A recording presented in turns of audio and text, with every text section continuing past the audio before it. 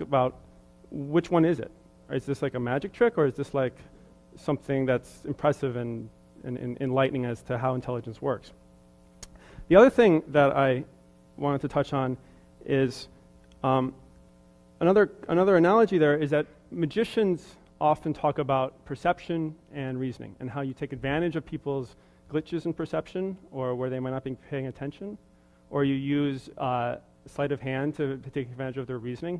What's in the box? What's not in the box? Is there a girl? Is there a sword? So forth.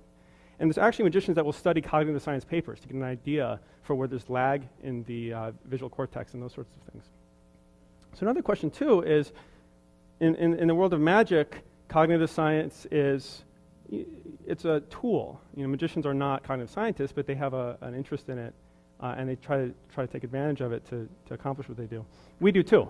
So we do that in artificial intelligence. And although a lot of times people think that artificial intelligence means you have to study the brain, and very few of the AI researchers I've worked with or known have any sort of professional experience with cognitive science or neuroscience. They're often very inspired by it. We're often very interested in new results that come out, and certainly in certain areas like systems neuroscience, that's been inspiring for certain techniques that we use. But for the most part, we're not neuroscientists. We're building it from a different angle. So we're not trying to replicate your brain.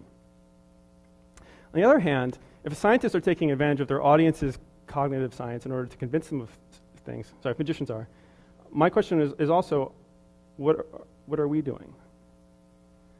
Like, are we taking advantage of certain associations you might make to impress you, or are we taking advantage of associations and so forth to build these computers?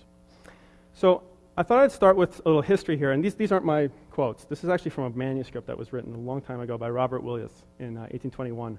And he was, at that point in time, he was 20 years old, and he went to a public exposition. And this was of a chess player. It was a mechanical chess player, or automata. And it was touring Europe, so it played against everybody. It played against Catherine the Great, against Napoleon, Ben Franklin, all these people. Interesting story, actually, Napoleon was the first Turing tester or machine intelligence tester. A lot of people don't know that. But Napoleon got to play it, and so he came out, and I don't know if he was a good chess player, but he sat across from this mechanical Turk, it was called. And he moved a pawn, and the Turk moved back. And then Napoleon moved another pawn, and the Turk moved back. And then Napoleon did 3 illegal moves in a row. He cheated to see what would happen. And apparently what happened was the automaton got so upset, it swept all the pieces off the board. And Napoleon loved it. He was giggling and laughing, so it was a success, right? But he was trying to figure out, is this thing real? How human is it? Is it a specialized intelligence that can only play chess, or can it understand if you cheat?